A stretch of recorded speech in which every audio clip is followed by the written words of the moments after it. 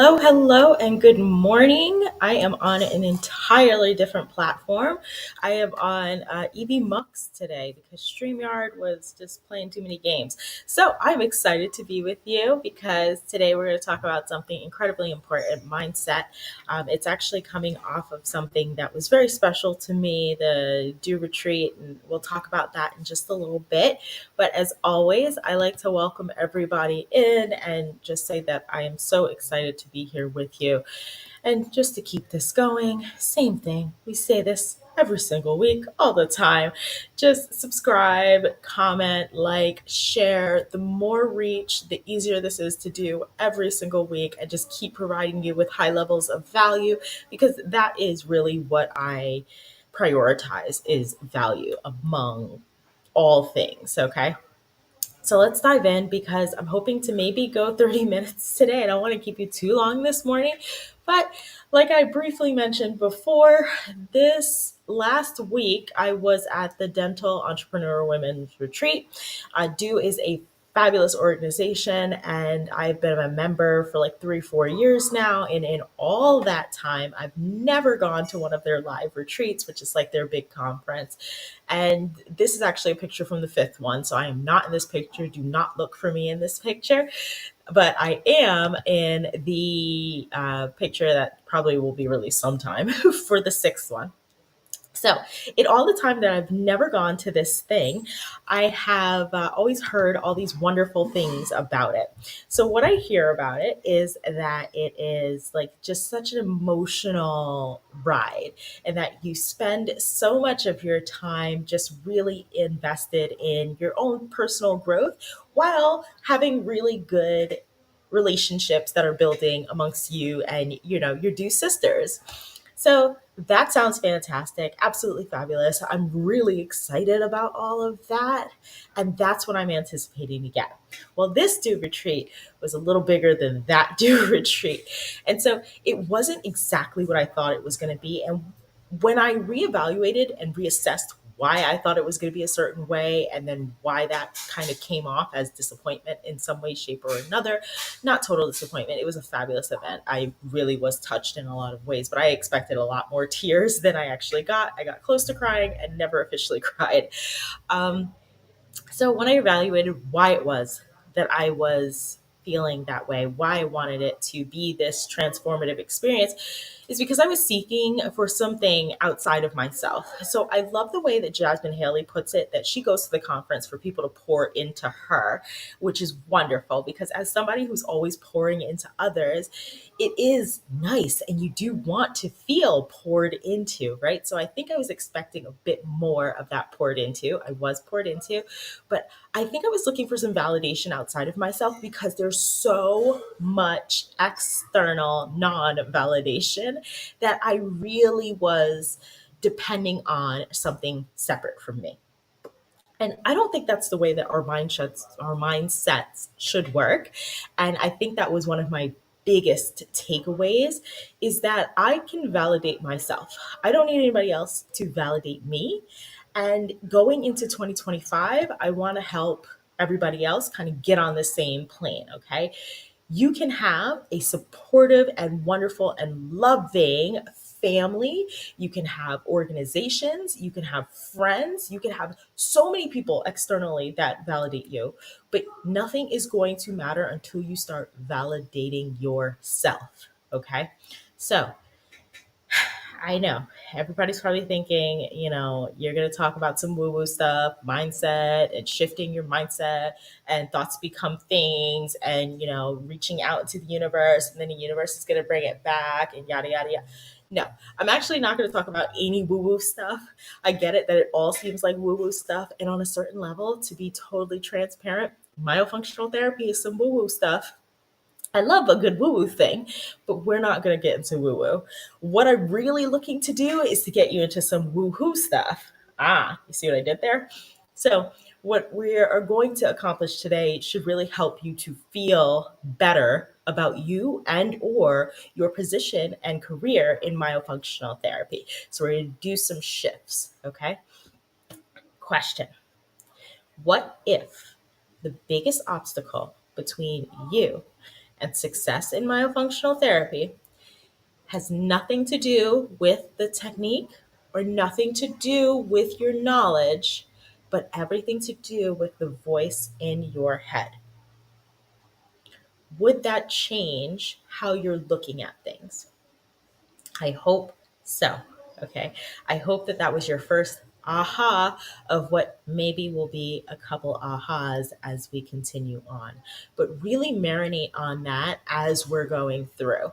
I want to do something actively with you. And so if you can get access to a paper or a pen, or you just have your notes app open on your phone, or if you're watching me on your phone, just make sure you're able to write something down somewhere or just type it in the comments if you feel comfortable to do so. This might be a more personal one, so you might not want to do that.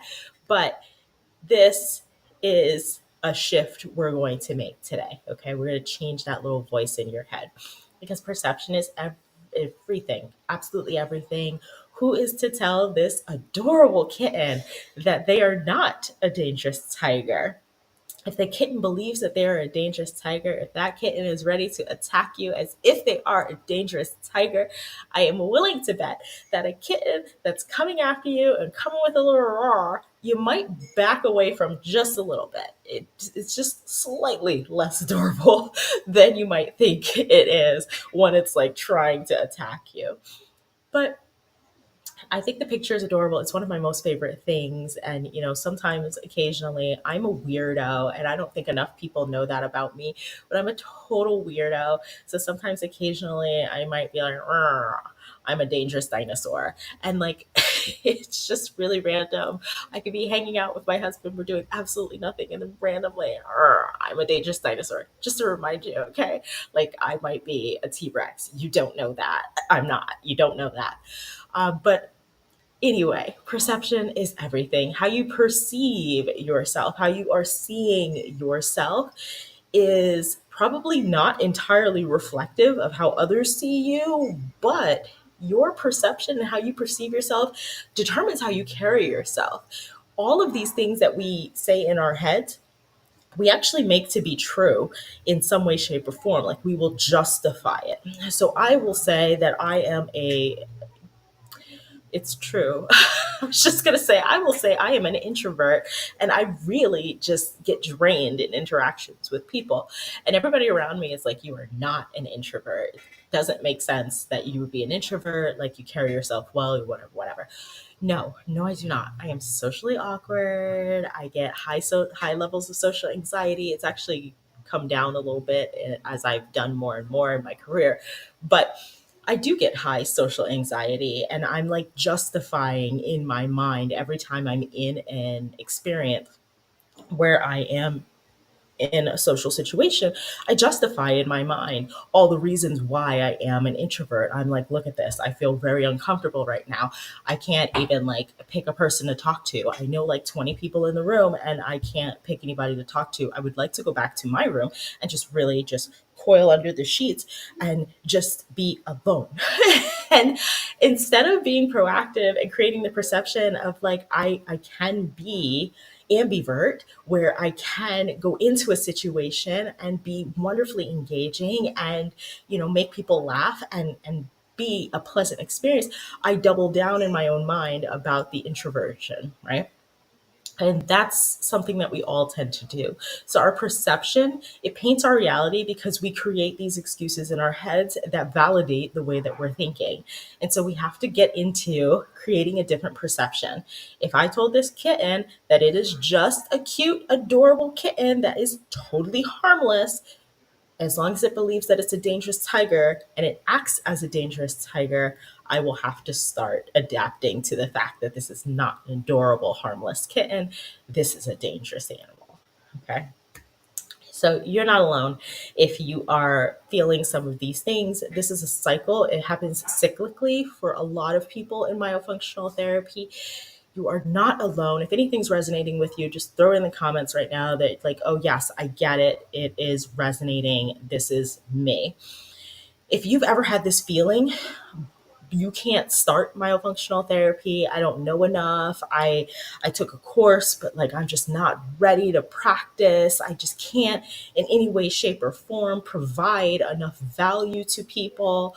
You are struggling with your imposter syndrome. Like I really don't know enough about cranial nerves, even though Carice gave me 5 lectures on cranial nerves. I have no idea how to work with this. And, I just don't want to mislead people.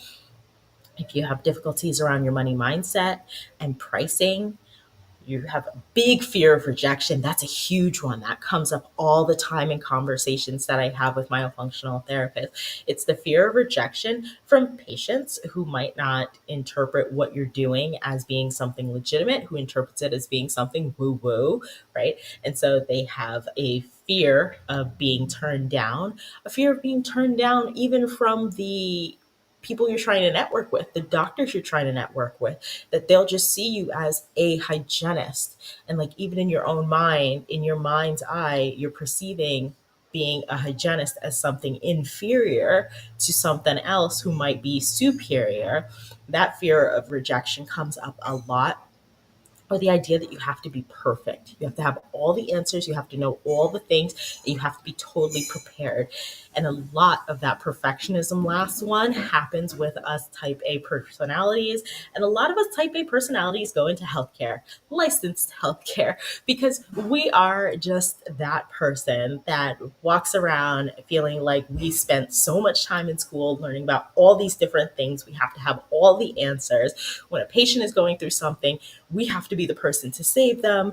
If I'm not doing my oral cancer screenings, then it is my fault if somebody leaves the office and has oral cancer and I have not been able to adequately, assess or screen. You can't hold that much weight onto yourself as just one person, to know all the things, to do all the things, and to be everything to everyone. That perfectionism will stop a lot of people in their tracks, but it's so many of us as these type A personalities. But I just want you to remember that you are what you think.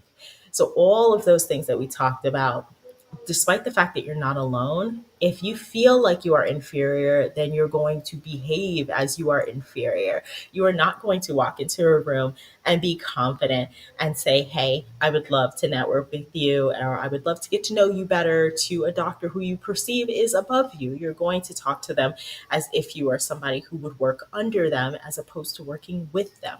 Like who you are is a direct reflection of what you perceive yourself to be. So it's incredibly important that we make that shift, that we make that mindset shift, and we turn things around to where they should be in all actuality. Okay.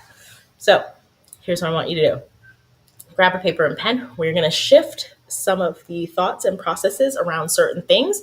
And I want you to really think about these particular statements. You're going to fill in the blanks and fill in the blanks for yourself. So you don't have to write the whole statement. I mean, you can if you want, and if you write fast or if you type fast, please do.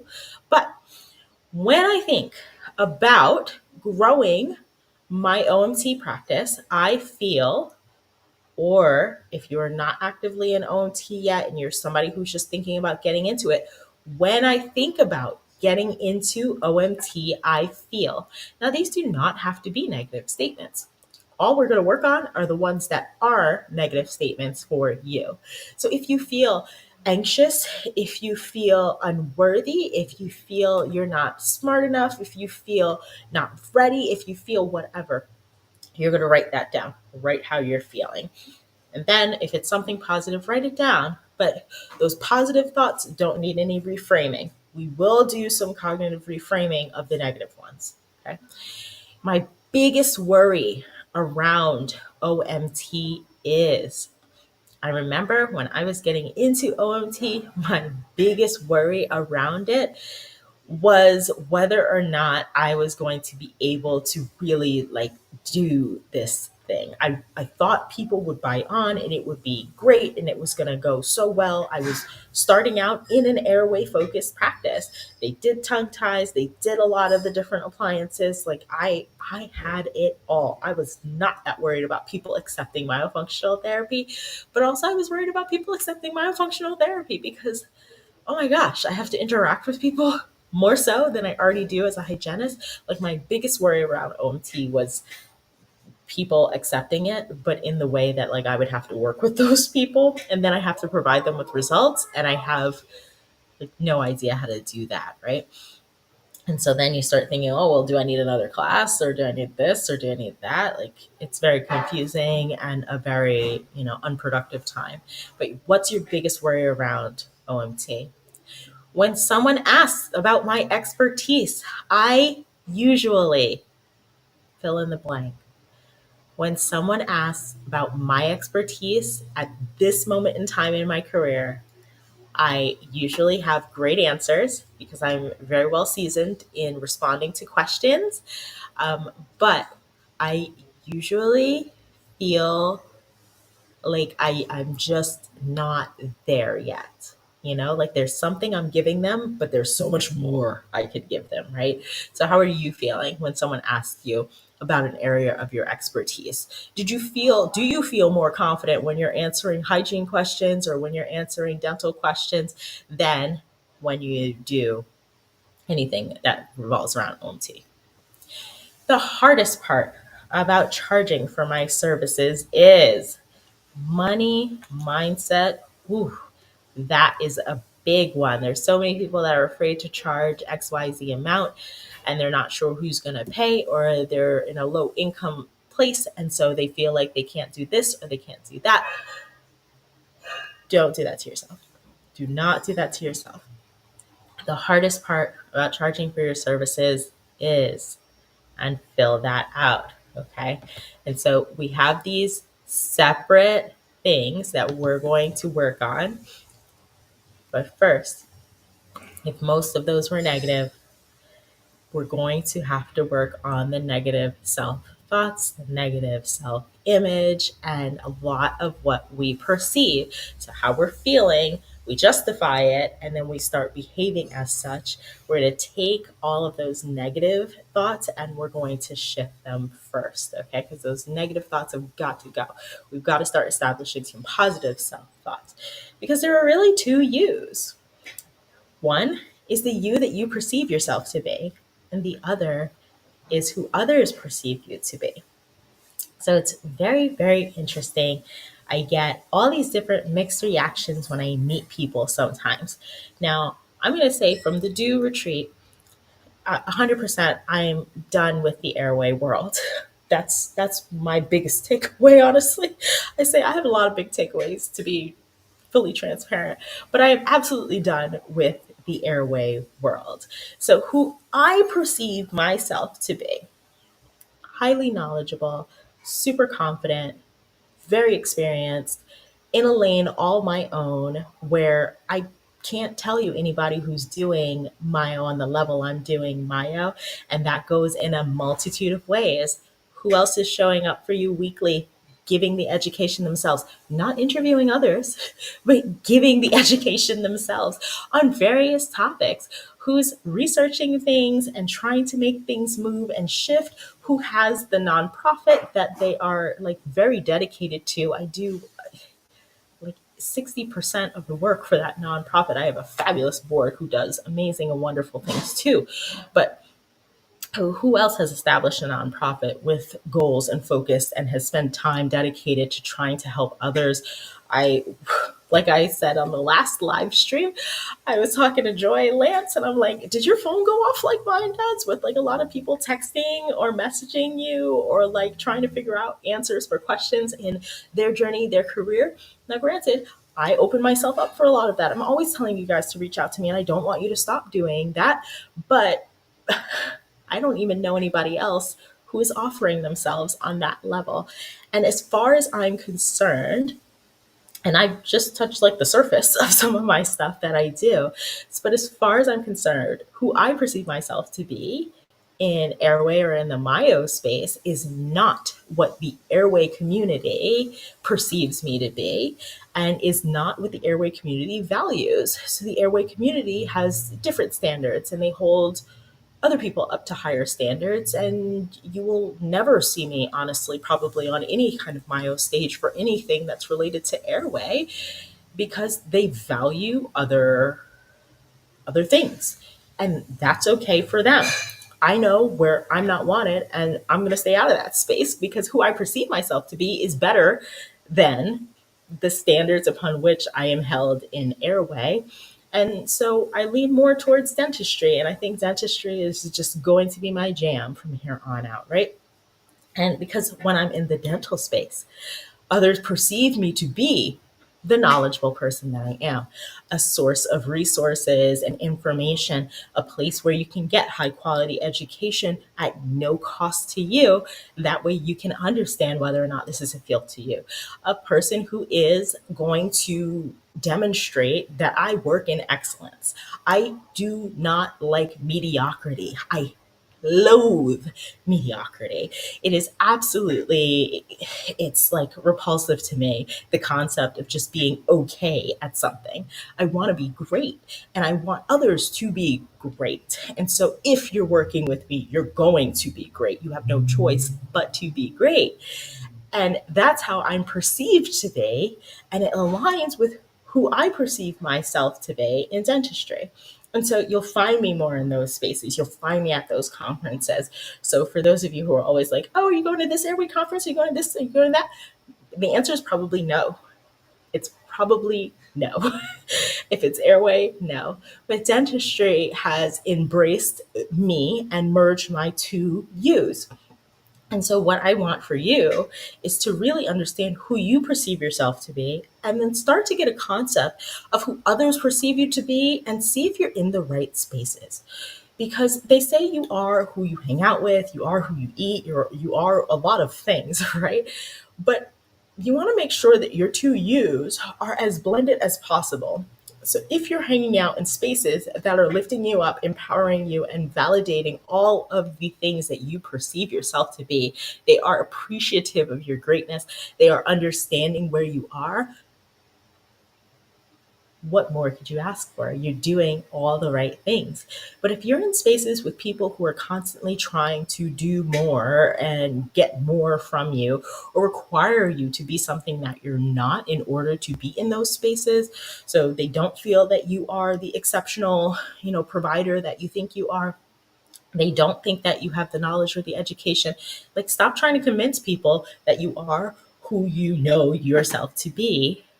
Accept the people who accept you and let go of those spaces where you're not valued. That's a big takeaway, okay?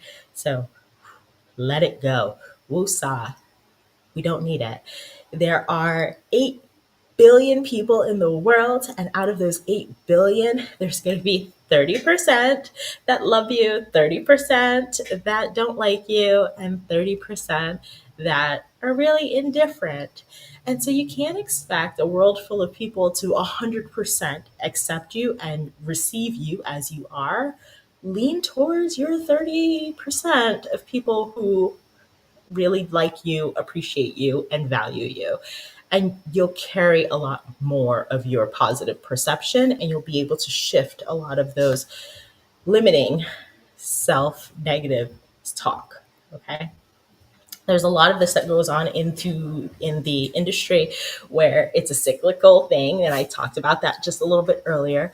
But everybody gets really excited. You start at the top of the cycle, you get really super excited about myofunctional therapy, or you get excited about this new modality that you're going to do. Oh my gosh, I'm going to work with kids, I'm going to do this. You get excited, you take a class, and it expands you. You learn so much more, but then you have to put some of that into play. And so you start to feel like, oh my gosh, I don't know enough. I just took this one class on babies, or I just took this one IBCLC training. Like I need 1,000 hours of working and doing these things. I feel like an absolute imposter. And sometimes that imposter syndrome, more often than not, is going to disrupt you. So you'll be at a standstill. You won't be able to really make a move or a shift until you tell yourself or you remind yourself you did all this expanding and you work to actually get rid of the imposter syndrome. Then you can transition back into, okay, I've got this. We're going to take it baby steps, little by little by little. Ooh, shiny thing, excitement. Right back to excitement. Oh, I have to take this next course. I have to do this next thing. I have to be so much better. I took the level one of the baby class. I'm going to take the level two. Now you're in excitement again and you get expanded. And then the imposter syndrome and you're disrupted. And then you transition and you get excited about something else again. We all do it. We all do it. Everybody who's in the field has taken multiple courses and a lot of different things. You're taking different TMJ courses. You're taking this, you're taking that, you're doing all the things. You don't have to do all the things. Shiny things can just be shiny things. Like, let them be, okay? Let them be, let them go. Okay, so this happens a lot and everybody goes through this cycle. Just know you are not alone. You're not alone. Embrace your type A personality. We are who we are, okay? We're always down for change. And so we are always changing things and what we do or how we practice or how we're going to navigate something. We're super passionate about these things. People who are into myofunctional therapy, I say it all the time. Every time I do a lunch and learn, I'm telling people all the time, look, you have no idea how passionate myofunctional therapists are. If you're looking for a myofunctional therapist near you and you want a lunch and learn, guess what? I've never met a myofunctional therapist who didn't love to talk about myofunctional therapy. So they will happily speak to you about myofunctional therapy and do a lunch and learn. That doesn't mean they're buying you lunch, but they're definitely going to educate you. So that learn part you will capitalize on, and the passion, you'll see it all the way through their full presentation. Fabulous people we have in the field, very, very passionate. Ambitious, always seeking and striving for more. That's us. We're always seeking and striving for more, right? We This is what we do. Continuing education credits, and because we have to learn so much, we're always constantly learning and seeking to do more and to do better. Sometimes highly competitive, mostly highly competitive, especially in some of these licensed healthcare fields. They're competitive. That's what it is, point blank, period. It's hard to get into, it's hard to stay into. And so you have to work hard, and everybody's working hard, and we all want to be the very best. I've never met somebody who's like, I just want to be a mediocre hygienist. Everybody wants to be the best hygienist. You want to give your patients a great experience. You want to give your patients life, right? You're feeling like you are responsible for all of that. But some of our weaknesses need to come into play and we need to understand it, okay? So we can become workaholics. Some people who are doing double duty, I remember when I was doing double duty in Myo, so I was doing all day hygiene and then I would do Myo for my pediatric dentist and then I would do Myo on my own. And I may have left the house at 7 a.m. and then I don't come back in the house until 8 p.m. and I am just exhausted, absolutely exhausted, just done for the day. But that's how I was building my practice. I had to work. I had to do it, and I'm still in a sense a workaholic. Like I'm doing all the different things. If anybody could take a look at my schedule, you would probably shriek and like, it's not cool. It's not cool. But we're workaholics. A lot of us are. Work hard, play hard, though too. We do. Very, very stubborn. We are how we are in our beliefs. If I'm telling you that fluoride is bad, you might now have an argument with me about how it's good. If I tell you that fluoride is good, you could have an argument with me about how it's bad. We have very clear stances in our field. So with Myo, it might be like, look, I don't believe in the whole floor mouth thing, and it's just not a thing, okay? It's not a thing. I wish people would stop making it a thing. Nope, it's definitely a thing. Zagi says it's a thing, and he also says this and he says that, and here's this research and here's that, and da da da da. And people get very stubborn, and we're stubborn. We're type A stubborn. That's okay. Embrace that because some of these weaknesses can be leveraged to take us to the next level. Like we could be super stubborn on a position that is positive about ourselves. We could be super stubborn about making sure we get to the next level, right? We could be angry with ourselves for letting ourselves hold back for as long as we have. We could be intolerant of mediocrity and really embrace the concept of excellence and really go for it. We can work really, really hard at being our best selves, at making sure we're studying, we're learning, and we are providing to others our very best, right? So you can embrace this change and this shift. It's absolutely something that we can do. So we want to re revise how we're thinking about it, our thought patterns. So, our thought patterns, where do they stem from? Where do these thought patterns come from? Well, we're really all just a mix and a combination, a beautiful combination of our experiences, our beliefs, our emotional reactions, our unconscious habits, our hardwired perceptions. All of these really form during childhood. All of your experiences, all of your beliefs, particularly those around money, your emotional reactions, particularly those around money, around your own performance. We have these unconscious habits that we do, and we have a hardwired perception that we really don't want to change and shift. And a lot of that comes from who we are. So changing it isn't going to be simple. It's not going to be simple. And I hope you appreciate that aspect of things. It's not going to be simple. When you look at my parents, these are my parents. This picture is about 5 years old. My mom was very tired that day, but I promise you, she's like super gorgeous in real life. My parents are immigrants. So my father's from Barbados. Shout out to Rihanna. My mother's from St. Vincent and the Grenadines. She's from St. Vincent, the mainland. Now, my parents worked hard for most of their lives to be able to get to America. And then they got to America and they were very diligent about how they did things. So my parents didn't meet until they were here as separate individuals. So they worked hard separately and then they found each other here and they fell in love and they got married. And, you know, they waited a couple of years before they were very responsible about procreating. And boom, I was born. I am not an only child, but I chose this picture specifically because nobody else was in it. I am a middle child. That's a whole nother conversation, but I am a middle child. And so I have very much middle child syndrome. And that is why I'm the only person in this one particular picture that I happen to choose for this specific lecture. But I am a mix of these two people and their own separate beliefs. My mother is very headstrong. She's her own person. My dad is super headstrong. He's very much his own person. And the way these two come together is very interesting because even as a unit, there's still some separation. And it's these concepts and thoughts that I've brought into my own marriage, which doesn't merge well with my husband's. I mean, it merges. We're whatever, it merges, but it also conflicts a bit with my husband's thoughts and beliefs and how he was raised and how all of that comes together. And so we wind up being this wonderful mix of how we were brought up.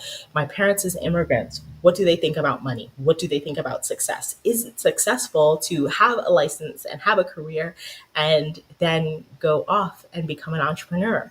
Like that could have very well stopped me from becoming an entrepreneur. I should just be working. I should be working. I went to school. I got my license. I should just be working and contributing to society in that way, collecting my paycheck, and then eventually going off and, living my best life after retirement. It hasn't been like the easiest road trying to get over all of that mindset shifts too, over those mindset shifts too, and to who I wanted to become and align that with who I thought I could become because of what was hardwired into me.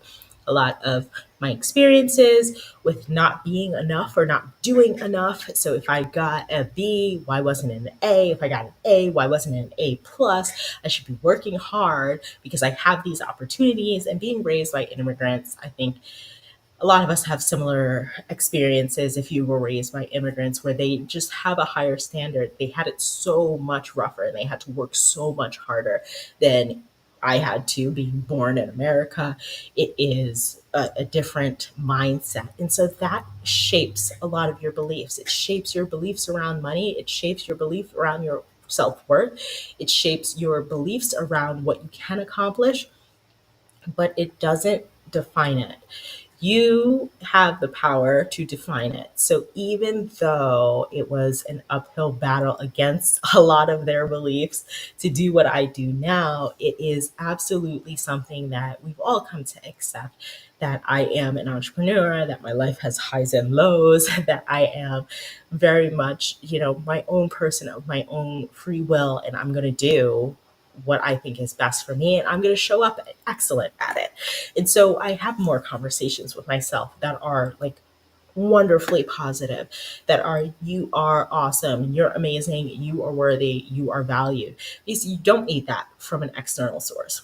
If I wasn't getting it from anywhere else, the only place that matters that I get it from is from within.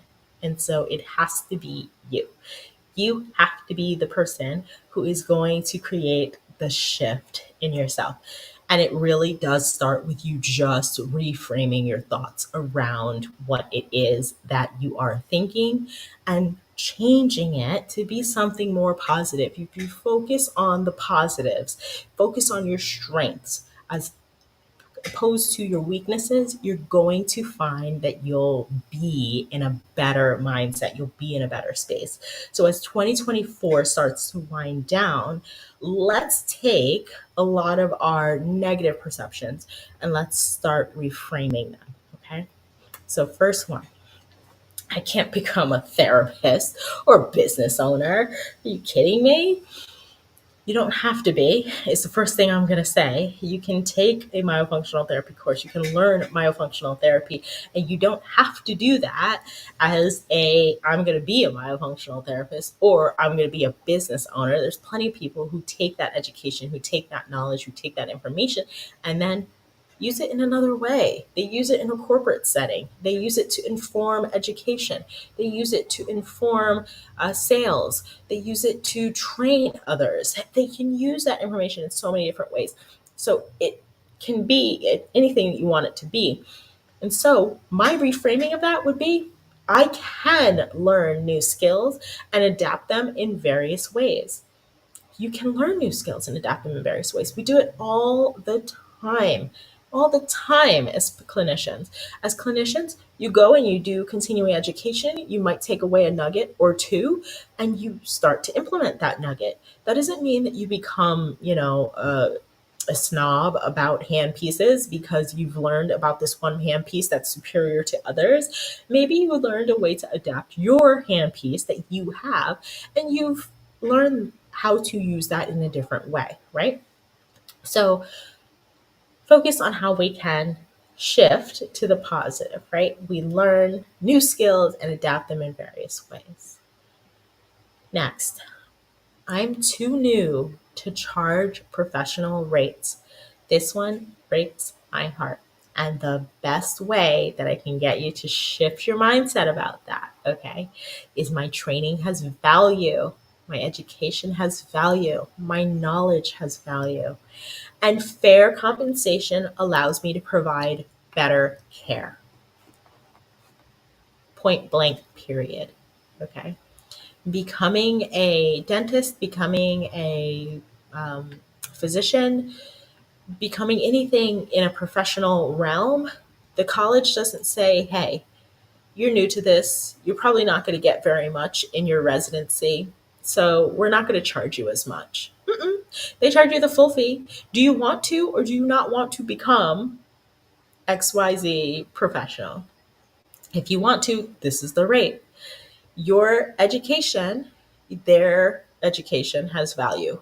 Your knowledge that you gain from that education has value. You are going to be valuable. You can charge appropriately. Okay. Fair compensation allows you to provide better care. What if patients don't see progress? What if they don't get any results? Well, starting out thinking that, you're probably leading yourself onto a path where they might not see results, right? But I think that if you shift it to, I have the tools or resources to adjust treatment plans and support patient progress, you'll think more highly of yourself. A lot of people nowadays have at least some sort of contact with a educator of their myofunctional therapy course. So some people are doing it through their phone on, WhatsApp groups. Others are doing it through email. Some other ones have Facebook groups. Like everybody has some sort of support group. If you're struggling with somebody who's not seeing results, you do have tools, you have options, you have resources. You even outside of who taught you have resources of people that you can talk to about making these shifts and these changes to your treatment plan. You have people you can talk to in various groups. OMT for the RDH. People are posting things in there all the time when they need help. There's so many different places you can go if you need help. And so don't feel like you're not going to be enough. You're not going to know everything. None of us know everything. If you think about it, my toilet was broken for a while and I'm like, what's going on with this toilet? I'm not a plumber. I'm not a plumber. There are plumbers. There are people who know what's going on with the pipes, what's going on with the toilets, and that's their wheelhouse. That is awesome for them because everybody has at least one toilet in their house and people are going to need that, right? And so that's their wheelhouse. They have all the tools to do that thing. I have a different wheelhouse. If they come in and they're tongue thrusting and all sorts of craziness is happening, or I'm witnessing all sorts of things or mouth breathing while they're in my home, I have a totally different skill set where I can help that. And so we just have to value what we know and just understand that we don't know all things. I don't know how to fix toilets. They don't know how to fix their mouth breathing. And that's okay. We don't know all things. And neither of us know anything an electrician knows, or I don't know what a roofer knows, or I don't know what, the Amazon delivery guy knows. I don't know everything. And so you can't expect to know everything, even in myofunctional therapy. And none of your patients will ever expect you to know everything there either. Other therapists know more than me. That leaned in so perfectly to that. Listen, your unique perspective and approach benefits your patients, your clients, who you are working with. Who you are shows up differently in Myo than who I am. I am not going to give the same outcomes that you would give for those people. I truly believe that all things happen as they should, and the people who are working with you are meant to work with you. The people who are working with me are meant to work with me. And everybody in between who's still kind of figuring out who they are meant to work with, that's okay. You're not going to be the master of all. In fact, I ask most people to not be the master of all. I ask you to have a very defined idea of where you want to be as a therapist. Do you want to work with a specific population? If you want to work with a specific population, aim all of your knowledge, your tools, your perspective, your approach to that population, and I promise you, you're going to be so super successful. So it doesn't matter what other therapists know. It doesn't matter if you've got 20 myofunctional therapists in your town. I bet you there are 20 doctors, there are 20, dentists, there are 20 chiropractors. Like there's probably multiple of every single thing. If you've got multiple myofunctional therapists around you and you feel like, oh man, I can't do this, they've been doing it longer, they know more than you, we're going to reframe that. Okay. You are unique. You bring special skills, talent, perspective. Your approach is going to be different. You bring something of value. And so you are equally as beneficial to that population of people. Okay. So, with that in mind, how we can rephrase, how we can revisit, let's take a look at all of those things that we wrote down earlier when you grabbed your pen and paper. When you think about growing your OMT practice, how can you feel now? How can we reframe that now? Whatever you wrote there that may have been negative, if you wrote anything negative, if you didn't, shift it to if you didn't, then skip and we'll shift to a positive, the next negative thing. Or when you thought about getting into OMT, you felt how. And how are you going to feel now about it? How can you reframe that approach? Your biggest worry around OMT, how can we reframe that? So rewrite a positive statement. Okay. When someone asks about your expertise, You usually, how can we rephrase that? I think I said my biggest worry around OMT was when I first started was, people accepting it. And I think my biggest worry around OMT is that I'm not able to help all the people that need my help. But you know what I can do? My biggest worry around OMT is that there aren't enough therapists who feel confident enough. And so I am focused on empowering other therapists so that we have more people to help. When someone asks about my expertise, I would typically feel like, yeah, I don't really have exactly the right thing to say, but I do. I do have the right thing to say. I am educated and knowledgeable in all aspects of OMT, and I can confidently answer most questions. And those that I do not have the answer for, I know who to seek to find the correct answer. The hardest part about charging for my services is absolutely nothing these days. Absolutely nothing. The people who are meant to work with you will work with you. If they are struggling, my services, I'm a big proponent for access to care, access to education. That's why a lot of my stuff I try to offer an affordable solution for people because it's not easy. I get that it's not easy. It's very difficult for a lot of people just making it and trying to get by day to day. I get it. Okay. But because I have options, I have no qualms about charging for my services. If we're working one on one, it is this rate. If you're doing one of my self study courses, it is this rate. Insert rate yet there. Okay. So I have no qualms about it now. There's no hard parts about charging for my services. How can you reframe your thoughts around it?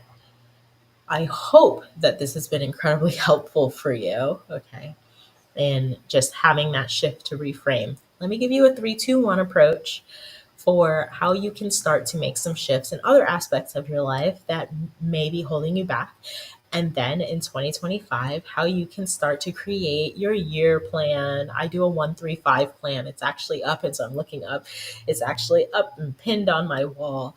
I do a 1 year, 3 year, 5 year plan, and then I break down that 5 year plan into 3 years and what do I have to do to be in a position for 3 years to be at that 5 year plan, and then what do I have to do in this next 1 year in order to be in a position for the 3 year plan. Okay, so those three.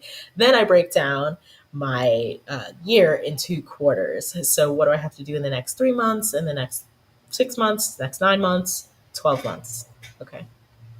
So I want you to set 3 goals for yourself for 3 months from now. If you can dream bigger, dream bigger. It was a struggle for me because I always say, I don't know where I'm going to be 5 years from now. I really have no idea. But if I am crafting a plan to be somewhere specific in 5 years, I can get there. I can get there. I can confidently say I know where I'm going to be in 5 years if I am crafting the path there. If I haphazardly wind up somewhere in 5 years, well, that's something entirely different. But I am starting to value planning.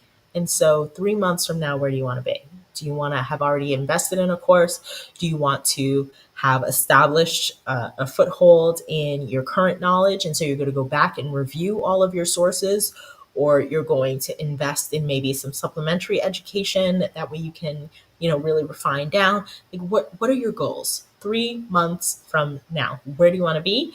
And then how can you break up those 90 days so that you start to get there?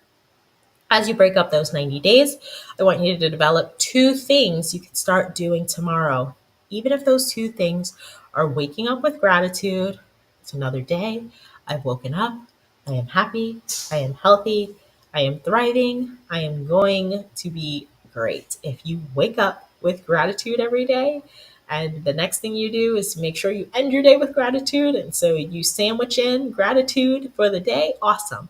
But what are 2 things you could start doing tomorrow that'll help you get on the right path? And what is one mindset habit that you want to develop? Some people do affirmations, and I have a couple of them on my wall too. I put a lot of things on my wall, that way it's directly facing me. Okay. Things that I want to see, things that I need to know, things that I need to hear for myself. And so that's something that I've found to be very valuable for me, is just having my affirmations easily accessible, having my vision and my goals easily accessible, things that can look me in my eye and hold me accountable. Mindset is a big thing for me with accountability. I really do value accountability.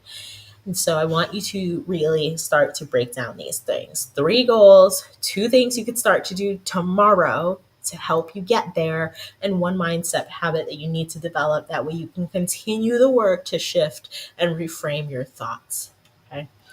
Just remember, perception is reality to the one in the experience. So you, as the user and the experience person in your body, in your life, you have to really, make that shift.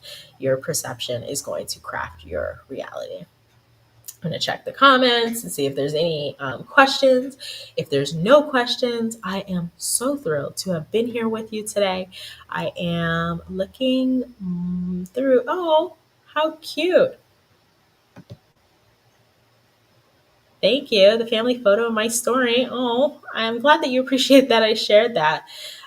They are astounded now at my work ethic, kind of like I am. Yes, I do make them proud. I think now, I 100% have middle child syndrome. So I'm telling you that I'm a constant work in progress. Cindy, thank you so much that you're grateful that I invest so much to help others. Thank you. I have started to value that more for me and myself too. But yes, I'm so glad that I was here with you today. I am incredibly grateful for that. I'm grateful that I will be around next week. I hope everybody has a fabulous Thanksgiving, and thank you for spending your morning with me. And if this has helped you shift in any which way, shape, or form, feel free to just throw that in the chat. And I'll look forward to seeing you next time for another wonderful session of gratitude. Bye, guys.